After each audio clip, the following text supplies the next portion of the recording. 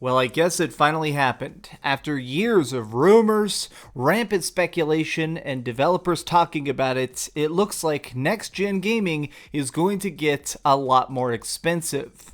What's up, gamers? Dreamcastguy here, and we finally have some pricing confirmed for PlayStation 5 and Xbox Series X stuff. Now, as of today, we still don't know how much the consoles are going to cost, but with all that they've revealed, things like solid-state hard drives and crazy graphics processors, there's a lot of thoughts that next-gen gaming is certainly going to be expensive, but something I know a lot of gamers have been curious about is how much we're going to be paying for software. I mean, usually, even if next-gen tech gets more expensive, the prices kind of stay in parity. You kind of expect games themselves to be a standard rate. Well, it looks like that's not going to be the case. So this morning, there's a new article that just popped up over on gamesindustry.biz. This is obviously one of the best websites when it comes to just raw, pure fact journalism. Well, they now have the official price listings for NBA 2K11. Now, obviously, this is a big, giant sports game. People are excited about it. Well, if you notice, there is a chart that pops up that says if you want to buy this on PlayStation 4 or Xbox One, we have that. We even have a special edition. But if you want to take it to the next level, it is going to cost you a full $10 more to buy this on the PlayStation 5 or the Xbox Series X. And I think that this is a sign of things to come. Now, this is a little bit of a guess. Maybe it's just this particular studio that's trying to get things upgraded, but I think it's safe to assume that this is probably going to be the new standard price, is $70 minimum if you're buying a big AAA release. Now, the developers are already saying that this is for a good reason. They're claiming that this version of the game is completely built from the ground up with next-gen tech, and so because of the higher development cost, they're required to make it more expensive. Now, I guess to me, I'm still a little bit frustrated about this. I understand. I am completely able to take a step back and kind of remove my wallet from the situation and realize that games were going to get more expensive. This has been coming for years and years and years. In fact, one of the biggest things that's been said by development studios is the reason they keep trying to cram in like season passes and microtransactions and selling you skins and stuff is because a lot of these studios have said that as the price of games go up, they need to try and find new ways to keep up, like financially. If you're going to have a 100-hour game, they maybe need to charge you 100 hours for it. This sounds like the first real experiment that shows that they're going to try and just up the cost in general. Now, they have this interesting statement here in the article that I think is very vital, which is by Shawn Layden. This guy has been completely at the heart of the industry for pretty much the last 10 years. He has been completely instrumental to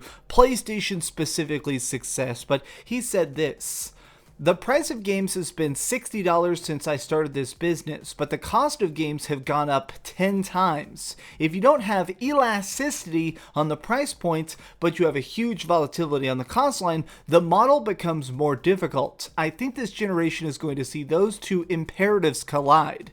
Now, this is obviously some big business speak, but what he's saying is that if we expect games to keep getting bigger and keep getting more beautiful, we have to understand that the price is also going to go up. If you're going to expect every single game to manage to be the sequel that expands on ideas, expands horizons, you're going to have to also realize that the games themselves are going to have to basically upgrade the cost.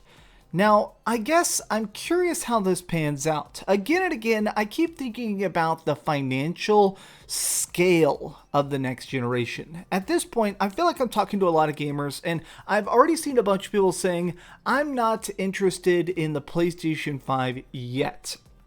I've seen a bunch of people saying, like, It just seems like it might be too prohibitively expensive. If the system itself costs $600 or $700 or something absolutely bonkers, and every single game is going to cost $70, it makes it where a lot of gamers are saying, I will just stick with the PlayStation 4 as long as absolutely possible. Even if it is a downgraded version of the game, the step will be tiny.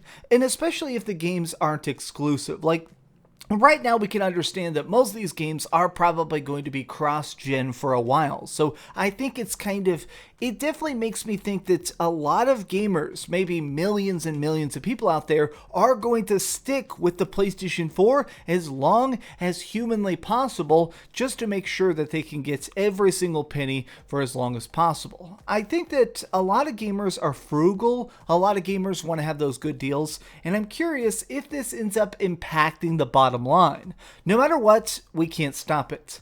This is the future now. Every game is probably going to cost $70 and still have microtransactions and season passes, unless it's like a tiny indie title. But I guess we're going to see a lot more soon. This is annoying to me. I'm definitely not happy about it, but I can also kind of see that this was coming forever. We can't stop it. Games are going to get more expensive, so I guess open up your pocketbooks, boys. It's time to pay up for those good gaming experiences. But what do you think? Are you thrilled about this? Do you think that this might be a good thing somehow? Tell me your thoughts in the comments down below. If you enjoyed this video, please give it a thumbs up, share with your friends, and subscribe if you haven't already. But do me the biggest favor of all and keep dreaming. I just woke up. I cannot believe that this is the first news I read. It's like 9 a.m. and I realized that I'm going to be broke in 2021 from gaming.